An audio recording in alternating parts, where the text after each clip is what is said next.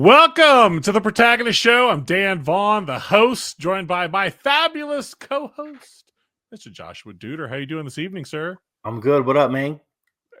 You know what? Hustling, bustling. Finished one show, jumped to another one. It's just got to keep it straight in my head. Make sure I press the right buttons. Absolutely. You know what I mean.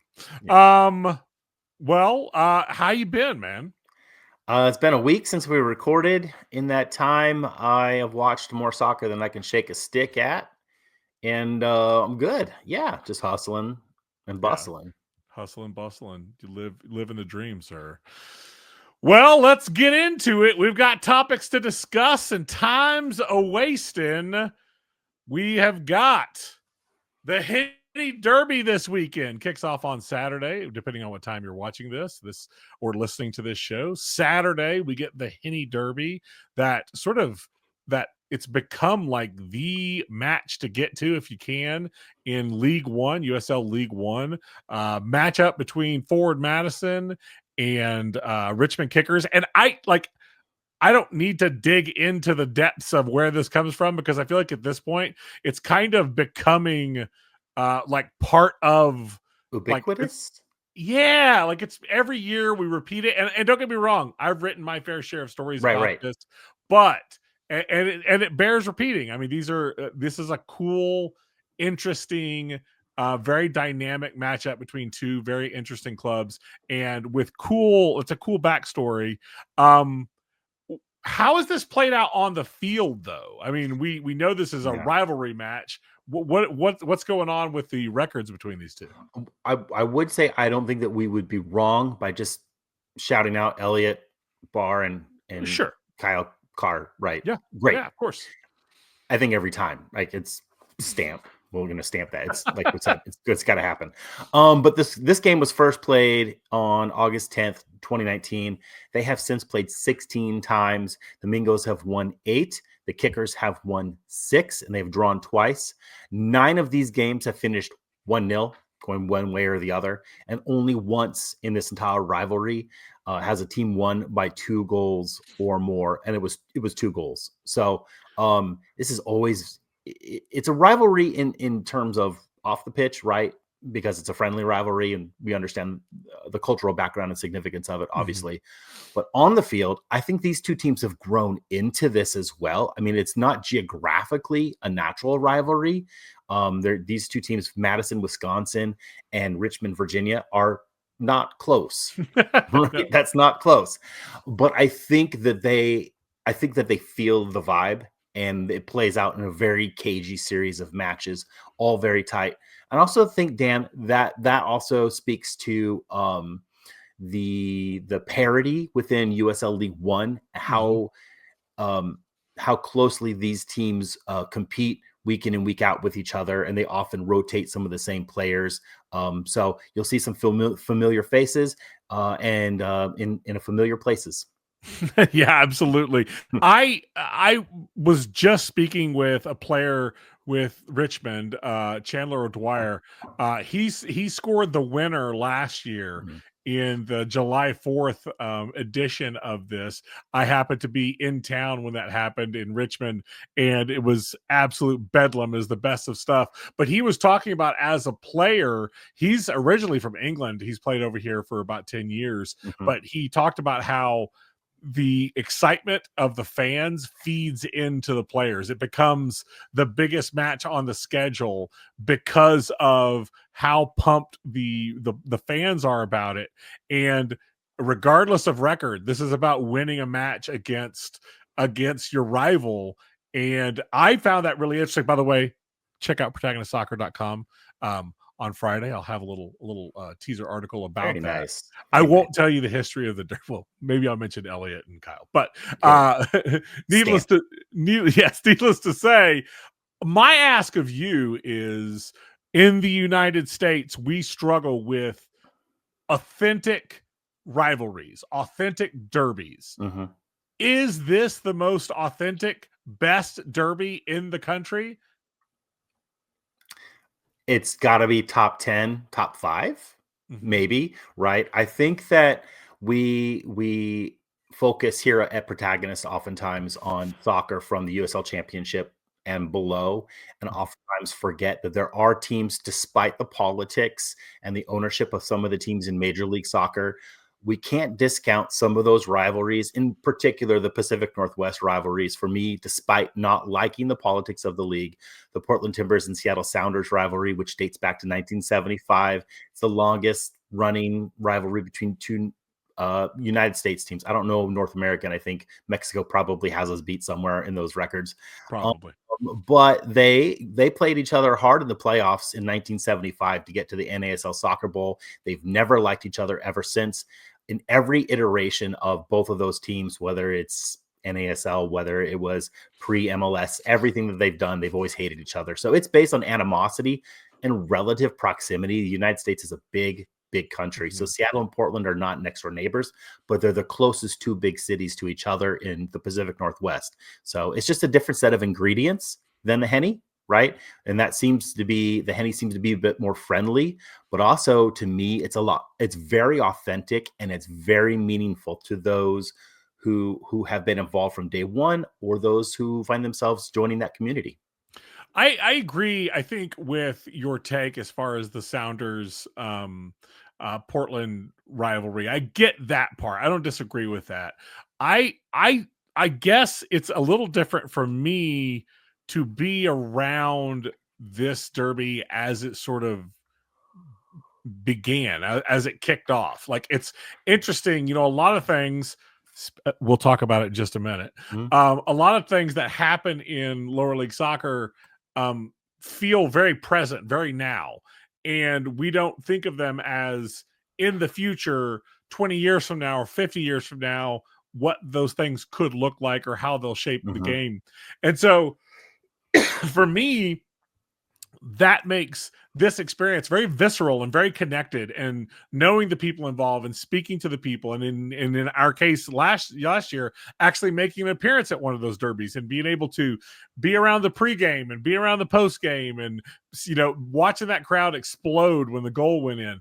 Those are that makes this feel very real. Especially, I can think of when I used to cover MLS for a podcast. I used to laugh at their Heineken rivalry week, which These was made up names between two teams that couldn't give a flying fig Newton about each other, right? exactly. And I think that this match, I think it's interesting because you did talk about that rivalry, the heat between Portland and Seattle, and this is much more of sort of a coming together. It's a very unifying kind of an event, and it's kind of neat in that way, in the sense of League One is a brand new league. It has not existed for very long, Right. and having more unity and more unifying aspects might be a good thing for a brand new league. I don't know. I'm not one to decide, but I can say that having been there, the fandom is certainly real, and it was really exciting to see it. Yeah, that was good. That's probably my best soccer experience last year, I think. Yeah, that's pretty good. I'm in no way jealous. I mean, I got a Ford Madison scarf and I've got a Richmond Kicker scarf behind me. You could make them kiss. You could push them together. No, Just wrap them around a bottle of Henny. there you go. There you go. Well, we talked about one derby. Maybe we should talk about another. Yeah. Maybe somewhat shocking to people of lower league soccer fandom. We are about to get a matchup between two clubs that desperately hate each other. This is going to happen in the U.S. Open Cup on April 2nd, which I believe is Wednesday, if I've done my math correctly. But Chattanooga Football Club, sort of at this point, a fixture in lower league soccer in the United States, has been around for someone's going to kill me because I don't know this number off the top of my head. Long time. 10, 12, 15 years at this point. Yeah. About 6 years ago, when League One was first coming around, someone purchased the USL territory rights for Nashville and slapped a club in there with the intention of building a stadium. That club, of course, is Chattanooga Red Wolves. Now, say what you will about how clubs come to be, but certainly Chattanooga fans will say a lot about this, because when that happened, there was a host of interconnected like events that happened between these two clubs. Youth programs were pilfered, staffs were sort of jerked apart. It was a brutal addition to the city of Chattanooga.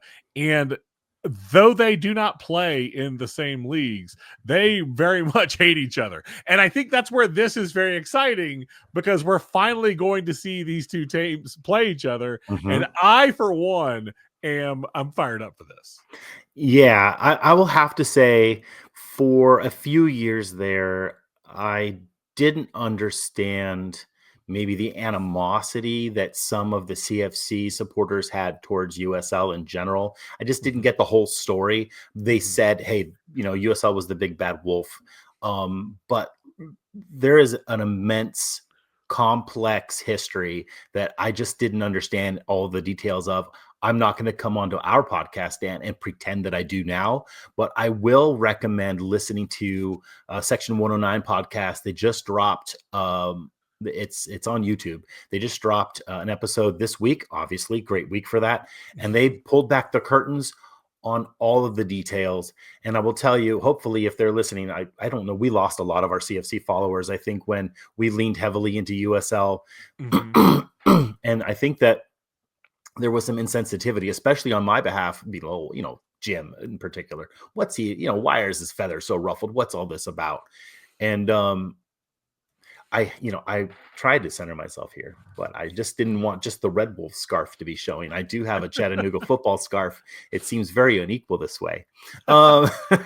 Trust me, I was trying to get our CFC fans back, but this is only going to lose a few more. Anyway, long story short, definitely go seek out that podcast. It's over an hour long, but it's absolutely all the history about this that goes deeper than even Dan and I could spend an hour talking about it and still not get into the complexity of it. But this is deep. I will add this, Dan. My final takeaway from that Section 109 pod was they don't even care about this game. Like, they want to win it because they always want to win, right? But Chattanooga Football Club, the Chattahooligans, they already see that in their perspective, they have already won this. Win or lose, they have already won this rivalry, because they feel and they break all the numbers down and they show you everything that you want to see, that the Red Wolves might already be a dying organization, and that Chattanooga Football Club might have made the best decision that they could have, because they were forced into it by USL. Yeah, let's cheer for another dead soccer club. That's what we do in the United States. Sorry, I won't participate in that. All that great in theory, and I know that they're fans, but today I spoke with a couple of members of the front office at Chattanooga Football Club for an article I'm writing about this, and this is going to be the best attended match in 2 years for the club, which would indicate that maybe they don't care, but there are a lot of people in Chattanooga that do care. And that is all well and good. Choosing your moral high ground is complicated in lower league soccer. And I 100% respect Chattanooga Football Club, and even said that during the interview. I said, hey guys, just want to let you know that I know we don't really cover Chattanooga like to the same level that we did in the past. I was like, I want you to know that we really respect what you all done, just don't like the league you play in. And they were understanding about that. They appreciated me saying that.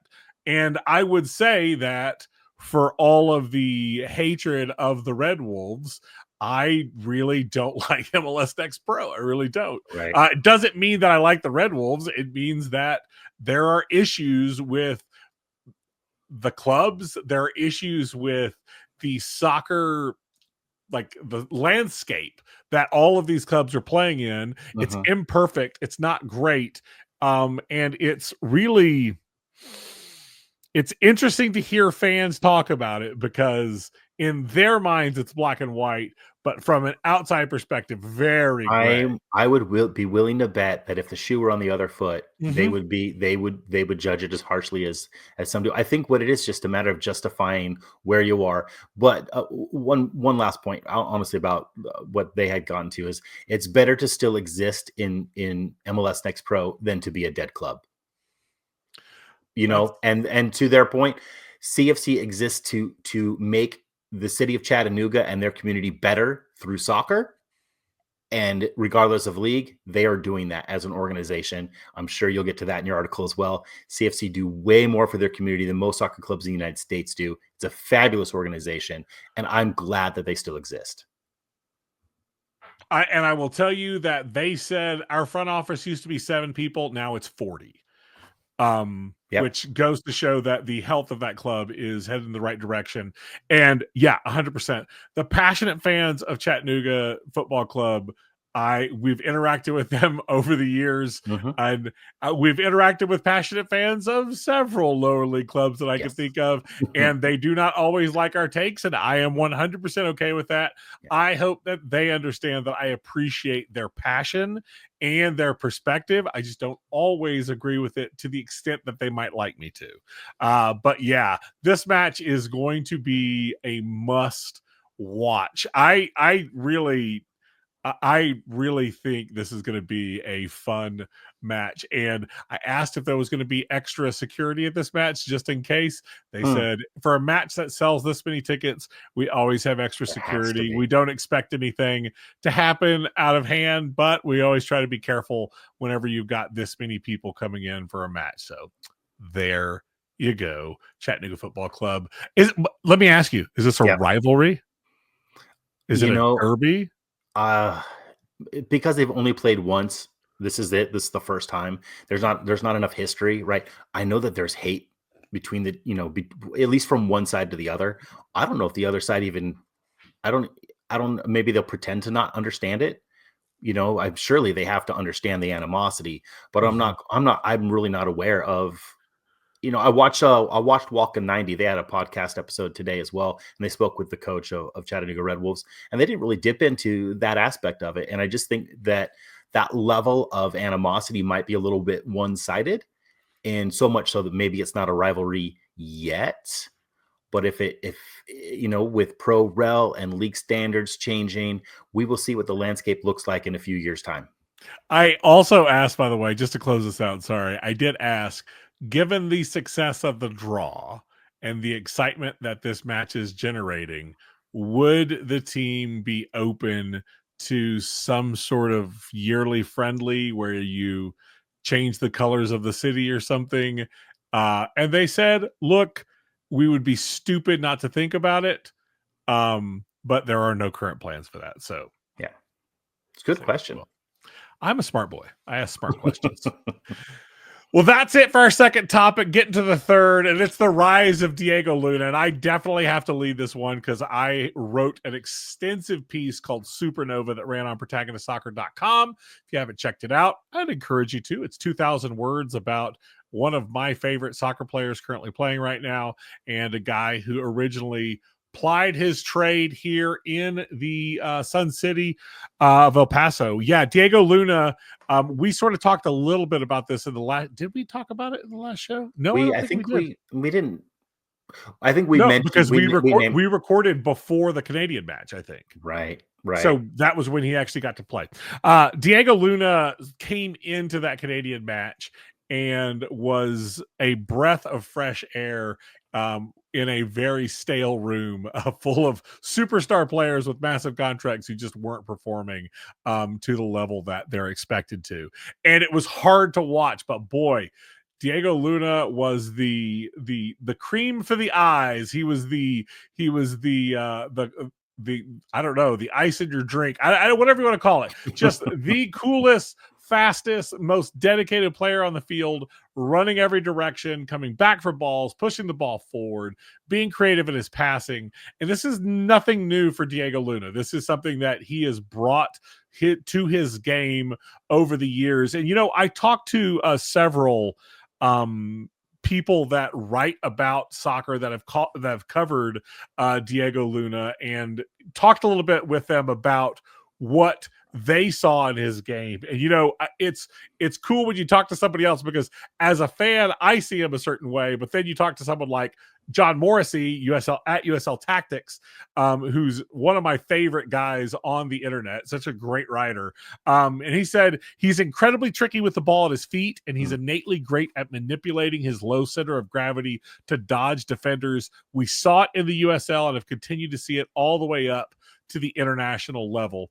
And I just love that. I think that, like, it's so cool. Charlie Boehm, who I also talked to, who's a writer he's written about MLS for about, I think, maybe as long as it's been around. He talked about how when he left the San Jose Academy and went to Barcelona Academy in Arizona and then made the jump into USL, and made the decision to play against pros, that he made a conscious decision to take a road less traveled to reach MLS. That's not the traditional path, coming up through a team's academy and then eventually making it on to, say, a MLS Next Pro team and then up to the proper team. And because of that, it's pushed him to develop. He comes from a family of soccer players. His dad played for San Jose, and his uncles are coaches. I mean, he lives, breathes, eats soccer.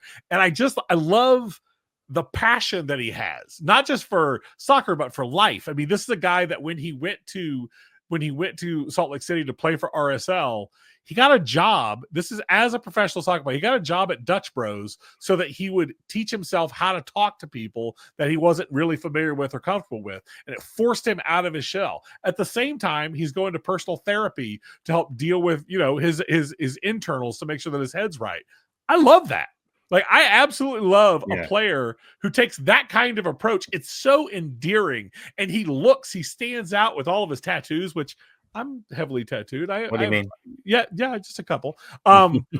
He's heavily tattooed. He's got the blonde tips on his hair. He's an interesting looking person, both physically and his look, just overall. I absolutely love it. I'm so excited about his future. I mean, I'm convinced this guy is destined for Europe eventually, just given his level of play and his love of the game. Super duper fun stuff. I am such a fan of Diego Luna now, and just over the weekend, it was so great to see him get a chance to step up to the stage and just shine.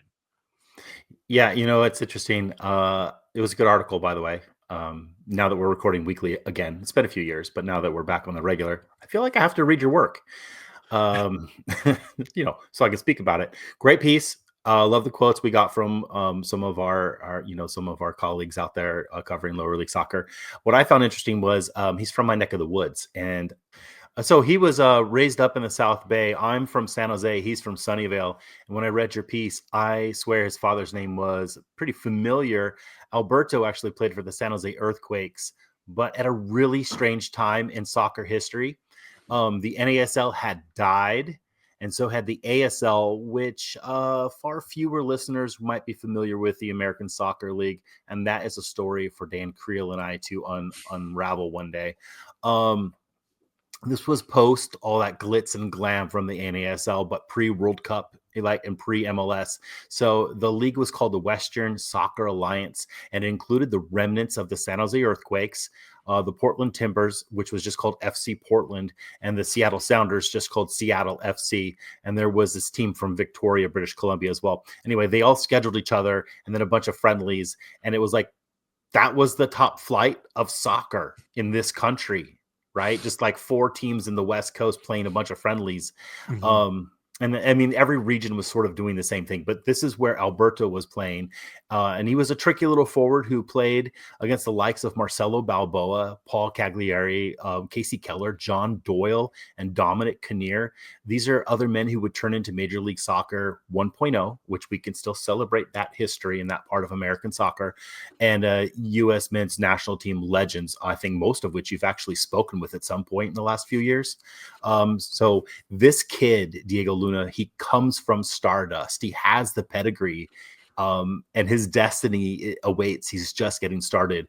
I know I'm not a U.S. national team fan guy that goes, but I actually am really interested in the trajectory of where this kid goes. Yeah, I am too. I just love him, man. He just brings so much passion to the game. It's hard. It's hard not to love a kid playing with his heart out there. It just makes it sort of it almost it will outshine talent if you try harder. And it's why I I always joke with my kid. I'm like, if you're trying hard, even if you don't know exactly what you're doing, people will still respect and appreciate you, for sure. Anyway, there you go. Joshua Duder, we ready to do some off topics? Yeah, did we want to preview a game of the week? You know what? Now that you say that, you're right. Maybe I should look at my notes and not just go off the cuff. Off You're topic would right. be fun. We can do that next. We'll get there very soon. But before we do, let's I did skip over the US Open Cup, and I definitely don't want to do that. I sort of gave it short shrift. Let's quickly review the matches that are going to play. I know that you built that list. Let's do that. And we'll split this in half, so we're not one person reading everything. Columbus Crew 2 versus Lexington, which obviously plays in League One. Or no, they don't. They play in Championship now. Used to play in League One. That's right. Tormenta FC versus Foro. Foro, one of those amateur sides that are playing that are into the second round. Inter Miami 2 versus the Miami FC. Charlotte Independence versus Carolina Core. I always like Carolina Core's logo. I think it's a cool logo. Anyway, but MLS Next Pro. Monterey Bay FC versus El Federalito. That's the team we're all cheering for. That's AV right. Alta versus LAFC 2. Right. And we've got the Portland Hearts of Pine. I think that's a club everyone can get behind. They're playing against Hartford Athletic. Loudoun United are playing Virginia Dream. Virginia Dream knocked off the Kickers last round. So Greenville Triumph are hosting One Knox. This is going to be a good USL League One slobber knock, if you will. Chattanooga FC versus East Ridge Red Wolves. I'm sure our CFC fans will appreciate the way I announced that. Westchester SC versus New York Pancyprian Freedoms. We actually might have a photographer. I'm working on getting him credentials for this Westchester match. So good luck to Luke. Fingers crossed you get there. And then Ford Madison versus FC Tulsa. Dan, I want to give a shout out. Each of these games, I have a different writer, blogger, or podcaster who's providing a bit of a preview, and that should drop on Monday. So look forward to that the day before the first matches of round 2 kickoff. Excellent. We love that. Love the synergy between one show to the next.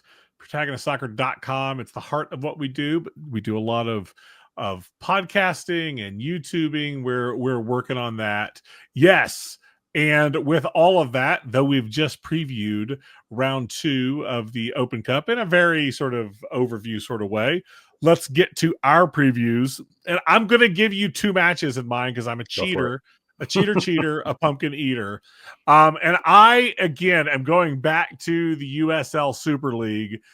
We've got 2 matches this weekend. Both take place on Saturday. And these matches are getting the divide between the top and the bottom is really top 5 is very sort of jam packed. It's a log jam right now, and so every one of these matches is interesting. Brooklyn FC will be playing Tampa Bay Sun. Tampa Bay Sun, beautiful home field stadium. Brooklyn FC obviously playing in New York. Brooklyn is a team that battled through the first half of the season into the number 1 spot, and it looked like every bit that they were just going to run away with this thing. And then on top of that, felt like so there's a gap in the Super League schedule, month and a half, didn't really change or tinker very much. And maybe we're seeing that that's a problem because since coming back from the break, they are struggling. It didn't help that they played back-to-back matches against Dallas Trinity and lost those by a combined scoreline of 9-0. That's not good. Now they're taking on Tampa Bay Sun, which is a team that's hard charging into the playoff picture. I think this matchup is incredibly interesting.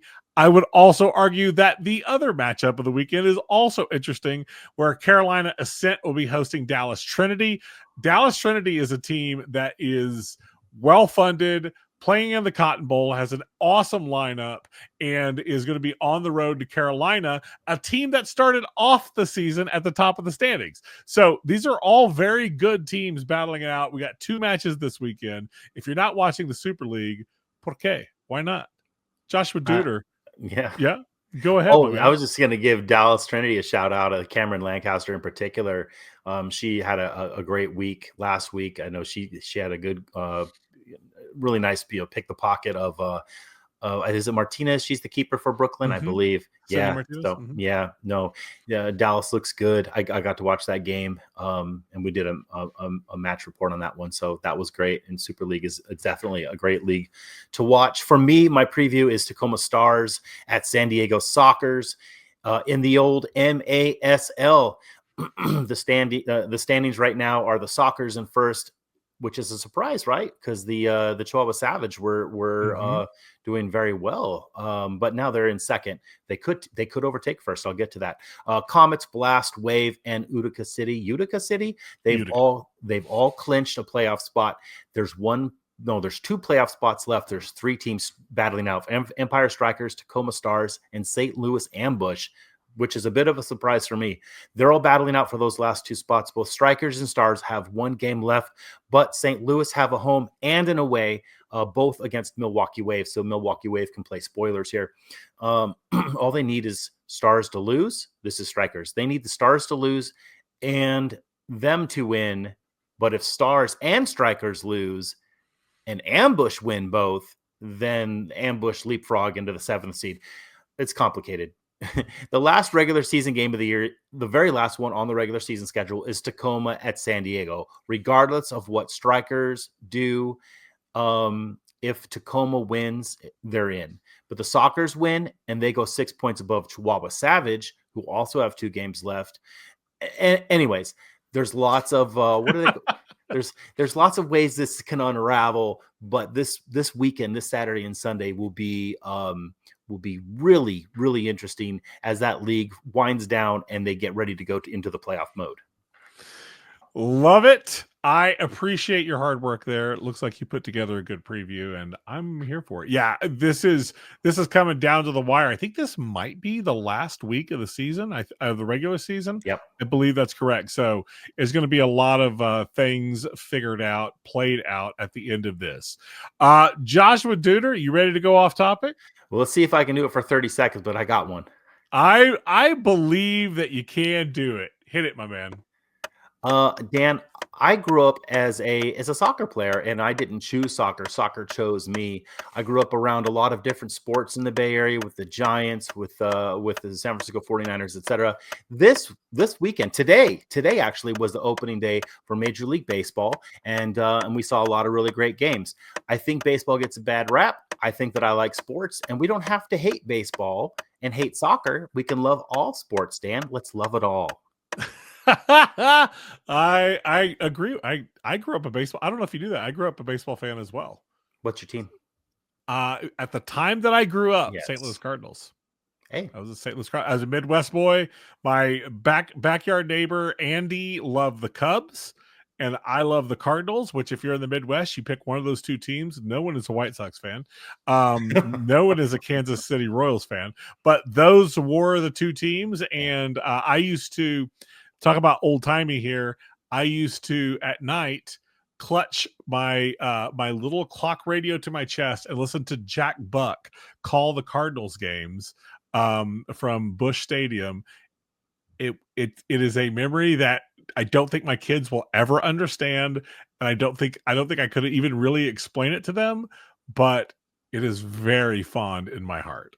I love it. Listen, I know you're going to do your off topic next. Baseball to me is a wonderful radio sport. I mentioned it earlier today on the socials. I think it really translates well to radio. And I've got an off topic for another day that's related to that.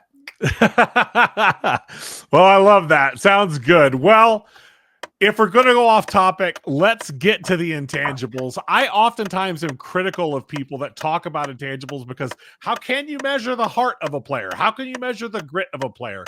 But oh boy, watching that final, and I know I'm still talking about the U.S. men's national team, Diego Luna stood out, and we just got done talking to him with all of the intangibles, the gruttiness, the grit, the fire, the passion. Where was the rest of the team? I don't know, but it's a problem. I can't stop talking about it. No, that was good. That stuff. Yeah. Love it, Joshua Duder. That is it for this episode of TPS. Did you enjoy yourself, sir? Every time I enjoy it more than I did the last time. Hey, you're getting better and better, my man. We are maybe our faces are built for radio, but that doesn't stop us from pooping them out like a creeper or something. Well, that is it for this episode of TPS. Hope you enjoyed the Protagonist show. We'll be back next week.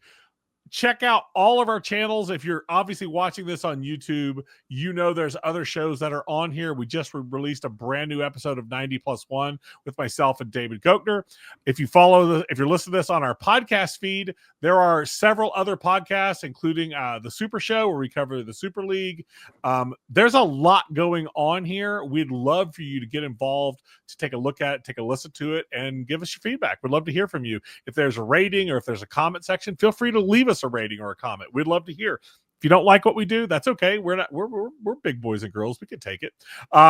If you love what we do at Protagonist Soccer, if you're a fan of what we're doing, please consider signing up for our Patreon. That's patreon.com/Protagonist Soccer. It's how we fund everything we do. It's why we don't have paywalls. It's why that we work as openly as we can to give you as much access as we can. It's because of the generosity of our readers and listeners and viewers. Thank you so much. And like I said, if you're willing to get involved, please do. Joshua Duder, that's it for this episode. Hope you had a good one, my man. Every time. We